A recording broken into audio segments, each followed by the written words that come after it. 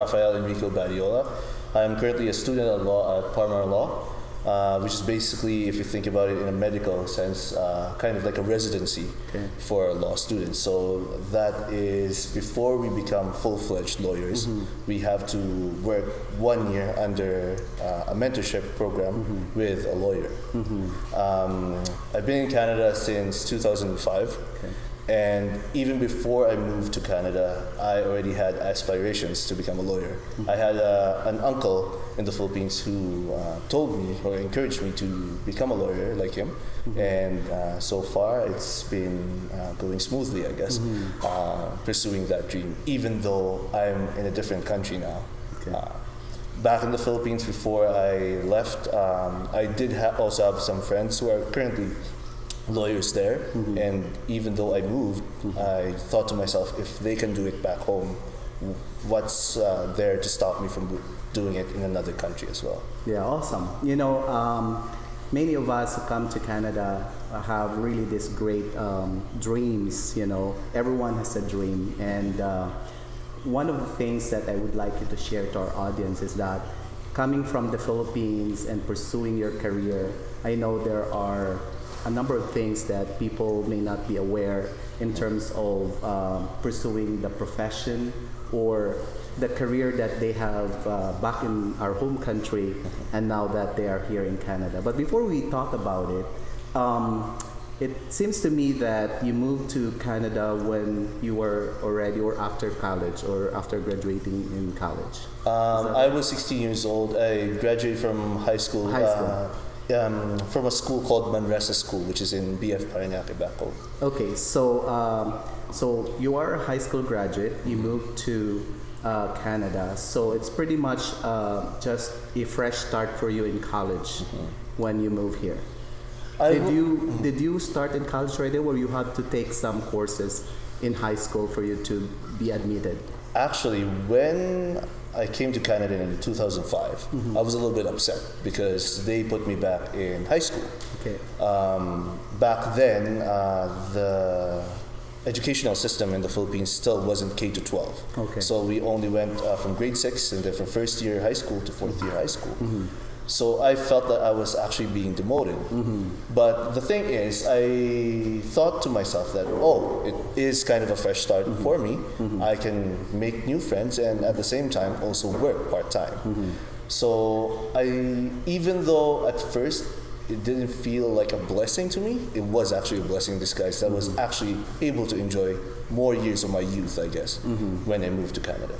Anyway, I think something that I'm interested to know is practically you've grown in the Philippines, like you were born and raised in the Philippines, and for the last 16 years of your life you spent it there. And I want to know, how was it like for you growing up in the Philippines? Growing up in the Philippines was a blast. I had a good childhood. I was blessed to be in a position where I was, like, my father put me in a private school, and they were both my father and my mother were working. So I did develop a lot of friendships back there, and I still maintain those friendships up to this day. However, with the time difference, it is very tough to maintain those friendships. So I think that is another blessing in disguise, because I was forced to go out of my shell and make new friends and meet new people here. But back to your question, I was just really blessed, and I think that's what parents need to do to their children, is to support them in whatever their dream is and whatever career path that they choose to pursue. Okay. What are the advantages that you can share to us in terms of you moving to Canada after high school, and what are the traits and values that you have instilled in yourself back in the Philippines that have helped you, overcome your challenges here in Canada? When thinking about your question, the first thing that comes to mind is hard work. The value of hard work, and another value that I believe that was taught to me back in the Philippines was respect to the family, and also If you talk about it in Tagalog, it's pakikisama, Yes. or fellowship. First, hard work. So that's what makes Filipinos adaptable to any part in the world. We are able to take on jobs that not necessarily other people might want to do. I believe that with my education back home, it just taught me the value of hard work and basically giving me a sense of pride after accomplishing something that I've set my goal as. For fellowship in Pakikisama, I think that is very important as well, especially since we are in a different country. We chose to live outside of our home country, and now we have to mingle with other cultures as well. So I believe that's one of the advantages of us being Filipinos here. And yeah, that's basically it, I guess. So, how was your experience in terms of your adjustment coming from the Philippines and moving here? Can you share to us, did you experience some challenges or major challenges that you have to face, and how did you overcome those challenges? The major challenge that I felt that I had to overcome was I had to maintain how to speak Tagalog. I feel like if you move to another country, most people or most Filipinos think that in order to make it big here in this country, I would have to forgo my past and forget my values and culture back home. I do not necessarily think that is true. I actually think otherwise. I think that in order to be actually successful or truly successful here in this country, we have to maintain what makes us special, which is basically our culture and our language. Language plays a big part in it. And it just, with my line of work, when I see Filipinos looking for legal advice and they couldn't find anybody who can speak the language, it kind of breaks my heart a little bit. Because of course they're here in a different country, they need help, and they can't express themselves properly. So if I forgot my language, I wouldn't be able to give that service now. So I think it is very, very crucial and very important for Filipinos to move out of the Philippines to actually keep their culture and the language. Yes, I do agree with you that cultural identity is very important, especially in a multicultural country like Canada. It is very important for us to have a very strong connection to our culture, to our heritage, and where we came from. And we are so blessed because we are in this country that allows us to actually practice that, or to be able to really live the way we want to live. Correct. And not necessarily have to change the way we want things done or the way we live our lives. Anyway, so it seems to me that as a very young guy, you've already set your dream of becoming a lawyer one day, and you are very close to that dream from happening. So it's all about maybe a few months from now, correct, yes, you'll be a full-fledged lawyer. So tell us about what are the preparations that you need to do in order for you to pursue your dream of becoming a lawyer? There are a variety of ways to go about it, but since I only experienced one, I'll talk about what I did. So back when I moved in 2005, I went to this high school called Bishop Grandin, and they offered a class called Legal Studies. So in the back of my mind, I still wanted to be a lawyer, so I thought to myself, why not? Let's take this class, see how I do. I did relatively well, I guess, and it kind of set a path for me. So I did well in high school, and then I applied to University of Calgary as a political science major. I chose political science major, to be honest, because it was, I guess, a stepping stone, as most people know of it, towards law school or other graduate professions. It doesn't necessarily need to be political science. All you need is a course that will teach you how to speak in public, first and foremost, how to argue for a position and defend a position. So I have classmates that also come from economics backgrounds and engineering backgrounds, even medicine. Okay. So as long as you're able to express yourself properly and be able to defend or argue for a point, you could be able to, you have the chance to get into law school.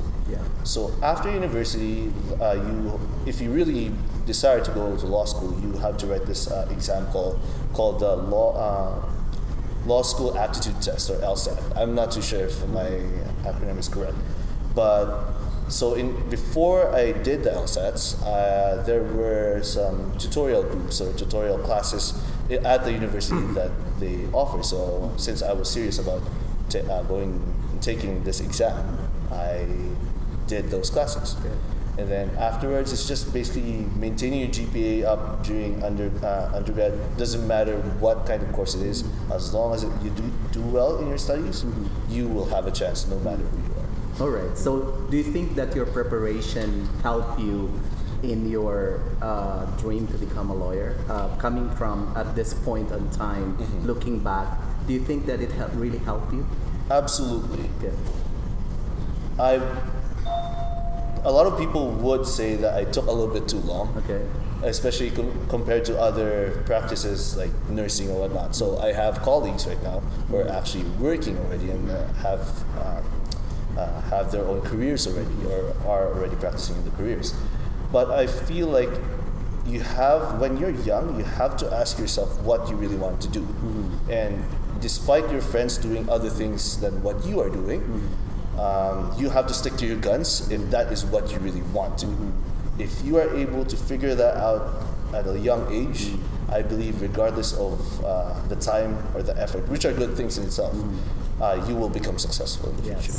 So focus on the goal regardless of how long it will take. Correct. As yes. long as you are driven and you have set your goals. Absolutely. And it doesn't really matter. So one of the things that I would like to always ask, our guests is, coming from a very young generation, which in this time and age it's called the millennials. There has been so many issues or concerns about millennials in the workplace. Can you share to us what are the challenges of the millennials in the workplace? Jerry, I would just like to let you know that I feel really blessed because my employer, my boss, is basically only a couple of years older than I am. All right. So I don't really experience a lot of issues as such. But in our profession, seniority is very important. Okay. So whoever has practiced longer, they are afforded more respect and whatnot. I believe if there are any issues between the seniors and the juniors like me, it's always due to miscommunication. Okay. So the only way that you could alleviate those problems is by communicating your side properly. So let's say, for example, if there is opposing counsel on the other side and we're not in agreement in one aspect or one issue of the file, I let him go first because of course he's senior. I afford him that respect because he has been in the profession longer than I am. And after that, I basically look at it from his perspective. I try to pick out, okay, he makes sense in this point, he makes sense in that point. And then afterwards, I try to bring out what good points that I have. I believe in the legal profession here in Calgary. We are very lucky because everyone basically respects everyone else. Everyone knows how hard it is to get where we are and how stressful the career is. So I think, going back to your question, with millennials, at least in my profession, if you communicate with your seniors, you should be fine. So let's talk about community. As a Filipino-Canadian community, we are one of the fastest growing immigrant community here in Calgary or in Canada as a whole. What do you think, from your perspective, is the greatest contribution of the young professionals in our community in terms of building or serving our community? I believe that the biggest contribution that we contribute to Canada and Calgary specifically is manpower, bar none.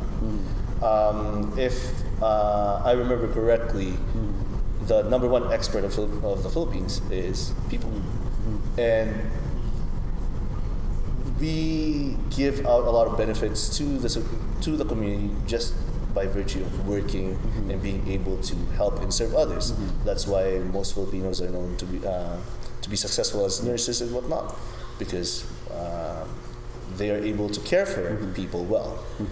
That is also due to the fact that we are very charismatic as people, and are able to be put in tough situations where we are able to like smile and laugh about it. And I believe that is something that we can teach other cultures. Okay, so being in a multicultural society, especially now that you are in the workplace as a student at law, and you've practically, even in college, you've also met different cultures.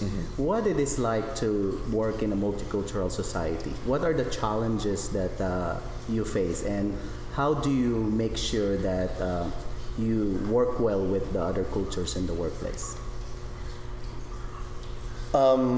In answering that, I'm just going back to start answering that. I'm going back to what I mentioned a little while ago.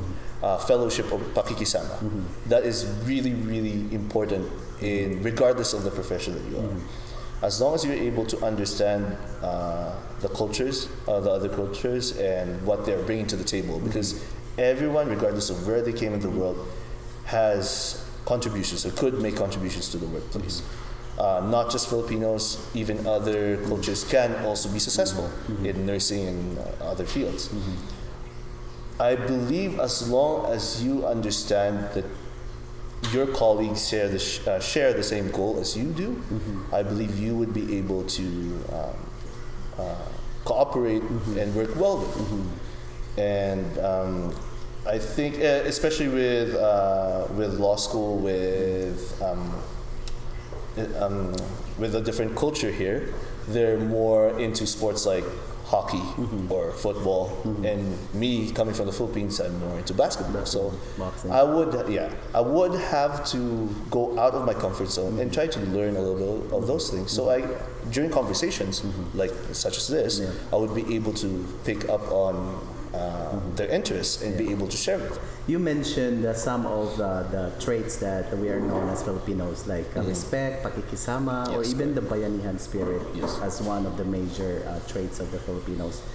If there is one trait that you have learned from other cultures, what would that be that you would like to emulate and practice? Personally, I would like to emulate and practice when I see my boss and his other colleagues celebrate each other's successes. So Filipinos, we like to celebrate successes of popular people like Manny Pacquiao. But I feel like we can still learn how to celebrate successes of our neighbors, such as like I guess Tito Boy along the street. It doesn't necessarily need to be a celebrity in order to celebrate their success. So if somebody graduates from high school or like from a program, regardless of what it is, I feel like we should be happy for a countryman who is also making it good here in Calgary. That's basically one of the, I think, if not the major vision of the Filipino Champions of Canada, because we have this platform of celebrating not only the success stories of our people, but also learn from the challenges of our people, what they went through, and in the hopes of inspiring one Filipino at a time. And at the same time, over the last couple of years, we've seen how we have evolved into a very dynamic community, and now we're reaching out to the greater Canadian communities. So for my last question, June has been proclaimed as the Philippine Heritage Month here in Alberta. And this is one way of the government of Alberta's way of recognizing the contribution of the Filipinos here in Canada as a whole. So my question for you, if you were given a chance to speak before say, a non-Filipino or other cultures, what inspiring message would you tell them, or what would you tell them about our culture and heritage? I think speaking to a non-Filipino and telling them about our culture and our heritage is just rich. I would tell them that it's just rich in family values and respect to the elderly, and we have so much to be proud of, coming from another country and being able to move here, and just our ability to work well with others. And there's a lot of things like our food, our music, and I'm really happy to see that we're able to share all these pieces of our culture here in Calgary as well. Like there are a lot of Filipino restaurants popping up in the city. There's also a lot the Filipino Fiesta, which is becoming more popular every year. And I would encourage them to go and experience those things so that they would be able to see what Filipinos are, I guess, or understand more us as a whole. Yes. Thank you, Nico, for sharing your story with us. It's been a pleasure, having you and just getting to know you and your experience. And we wish you all the best. Thank you. In a few months you'll become a lawyer. And just for my last question, do you know how many Filipino lawyers do we have in Canada? In Canada, not. But not what off the about in top of Calgary? In Calgary, off the top of my head, I believe there's 12 or 13 if you include me.